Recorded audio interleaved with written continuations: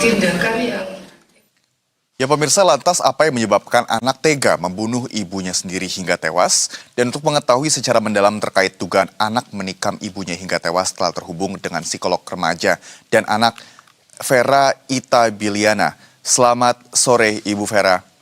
Selamat sore Mas Rama. Ya Bu Vera, kita ketahui informasi terbaru ini mengatakan bahwa anak yang berhadapan dengan hukum ini cenderung memiliki kecerdasan superior. Kita bahas itu dulu, bagaimana tanggapan Anda?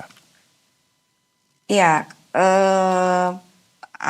kecerdasan kognitif atau kecerdasan intelektual itu memang tidak melulu disertai dengan kecerdasan emosi gitu ya. Jadi ketika misalnya seorang anak atau seorang individu secara intelektual cerdas sekali di atas rata-rata sehingga dia punya pemahaman yang baik tentang apa yang terjadi, tentang satu perbuatan, tentang akibat dari satu perbuatan gitu ya. Tapi ketika misalnya emosinya tidak terkendali, ya bisa saja terjadi hal-hal yang melanggar batas aturan, batas norma gitu ya, melanggar batas-batas kewajaran gitu. Walaupun seorang ini atau seorang anak atau seorang individu yang sudah dewasa ini memiliki kecerdasan yang di atas rata-rata. Baik, jadi belum tentu seperti itu Ibu, jika memang seorang anak memiliki kecerdasan rata-rata, ini apakah ada korelasinya dengan perilaku si anak yang Di atas sampai rata-rata tega, ya? sampai tega untuk membunuh ibunya sendiri, bagaimana tanggapan Anda?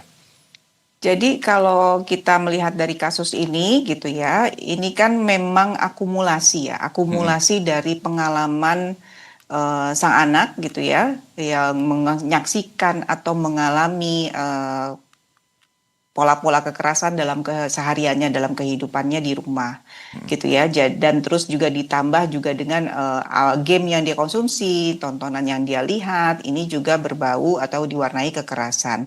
Jadi ini akumulasi Mas Rama. Jadi saya tidak menangani kasusnya ya, cuma mungkin dugaannya adalah ketika misalnya seorang anak gitu ya masih di usia 12 tahun bisa melakukan suatu tindakan yang ekstrim, pasti ada hal yang ekstrim juga terjadi dalam kehidupannya selama 12 tahun ini gitu ya. Jadi seorang anak tuh tidak tiba-tiba gitu ya, tidak tiba-tiba dalam satu hari punya ide untuk melakukan kekerasan atau sampai membunuh gitu ya. Pasti ini ada dari hal-hal yang terjadi keseharian yang sudah menumpuk, akumulasi gitu ya. Dan kejadian-kejadian itu, pengalaman-pengalaman itu menimbulkan satu gejolak emosi yang selama ini memang tidak pernah dikeluarkan, tidak pernah ditangani, tidak pernah dikelola gitu ya. Jadi dipendam terus terjadi lagi sampai akhirnya kemampuan dia untuk meregulasi emosi sudah sampai di batasnya gitu ya, ya sudah meledak gitu ya.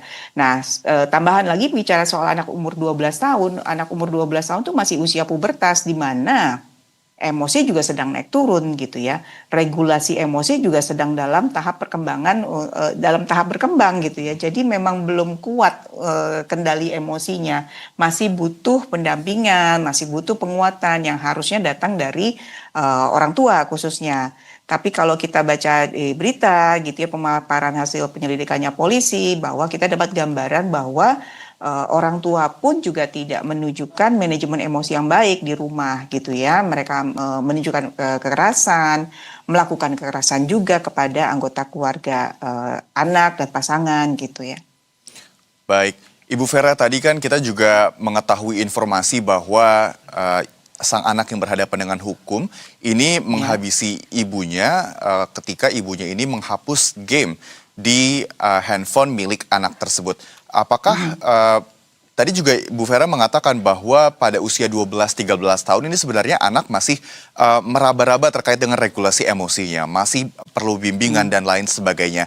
Apakah game ini, khususnya game online, memiliki pengaruh yang signifikan Ibu dengan bagaimana seorang anak ini meregulasi emosinya di kehidupan sehari-hari? Oh iya gitu ya. Kalau ditanya apakah ini berpengaruh secara signifikan, iya berpengaruh. Tapi ini bukan satu-satunya faktor. Dan tidak semua anak nonton atau mengkonsumsi game online yang berbau kekerasan terus melakukan kekerasan. Jadi game online ini tadi seperti saya sampaikan di awal, ini trigger ya, pemicu atau penguat gitu ya. Ketika memang satu orang anak sudah terbiasa hidup dalam kekerasan gitu ya, dari pengasuhan atau dia menjadi korban kekerasan gitu ya, atau dia melihat ada kasus di mana dia tidak menjadi korban kekerasan tapi dia melihat orang-orang sekitar yang melakukan kekerasan gitu ya. Terus ada apa namanya tidak diajarkan bagaimana meregulasi emosi dengan baik gitu ya. Kalau kamu marah tuh cara yang tepat itu seperti apa, Ya. bukan dengan pukul atau bukan dengan banting barang gitu ya. Nah, kalau si anak ini sudah ada bibit-bibit seperti itu, terus dia mengkonsumsi game atau tontonan yang berbau kekerasan, nah ini kayak panci ketemu tutupnya gitu ya. Ya. Klop gitu. Dan jadi ini menguatkan munculnya perilaku-perilaku agresi, perilaku-perilaku kekerasan gitu. Baik, tadi ini poin yang dibuat oleh Ibu bahwa game ini bisa menjadi faktor, namun bukan satu-satunya faktor seperti Iya. itu. Apakah ini juga bisa menjadi peringatan tersendiri Ibu untuk orang tua di luar sana untuk membatasi game yang dikonsumsi oleh anak-anak dikarenakan pada saat ini kan trennya anak-anak biasanya tantrum kalau tidak diberikan game. Yes, betul gitu ya. Ini jadi pengingat lagi gitu ya. Kalau pendapat saya sih mungkin kalau kita tengok ke belakang dari berbagai macam kasus kekerasan yang dilakukan oleh anak gitu ya. Mungkin kalau kita mau menelaah gitu ya, kita bikin tinjauan, kita bikin studi yang lebih mendalam. Anak-anak ini, anak-anak yang berhadapan dengan hukum ini, mereka mengkonsumsi apa sih gitu ya, gamenya, tontonannya, pasti ada kesamaan gitu ya. Temanya adalah kekerasan gitu ya. Jadi sama juga dengan kejadian kemarin yang peledakan di satu sekolah di Jakarta gitu kan. Nah ini jadi sebenarnya ya sekali lagi itu ya wake up call buat para orang tua juga dan juga buat para stakeholder yang lainnya gitu ya, penyelenggara sistem elektronik, pemerintah juga, bahwa anak-anak kita tuh nggak sepenuhnya terlindungi loh ketika mereka mengkonsumsi yang kita sebut namanya game, permainan gitu ya. Tidak semua permainan itu menyenangkan dan membawa dampak yang menghibur atau berpositif untuk anak. Jadi perlu hati-hati lagi. Pertama, cek rating usia game yang dimainkan. Sesuai nggak dengan usia anak kita? Gitu ya. Terus apa sih yang terjadi, tema gamenya tuh apa sih? Terus sekali-sekali lihat apakah di situ ada darah-darah yang muncrat, ada orang yang melakukan tindakan kriminal dalam game itu. Nah ini kita perlu waspada. Mungkin ada yang bilang masa sih iya sepengaruh itu? Iya, kalau untuk anak-anak bisa sangat sepengaruh itu karena anak-anak itu kan kayak sponge ya, mereka bisa apa namanya belajar menyerap dari apa yang mereka lihat atau Betul. dengar dari sekitarnya gitu. Kalau ini dilakukan berlebihan, setiap hari mereka melihat hal yang sama terus-menerus tanpa ada batasan, bisa terinternalisasi nilai-nilainya gitu ya. Jadi mereka terbiasa untuk melihat, oh kekerasan itu sebagai satu solusi, kalau aku nggak suka sama orang ya pukul aja, tusuk aja misalnya gitu. Untuk menyelesaikan konflik ya pakai cara kekerasan karena mereka terbiasa untuk melihat.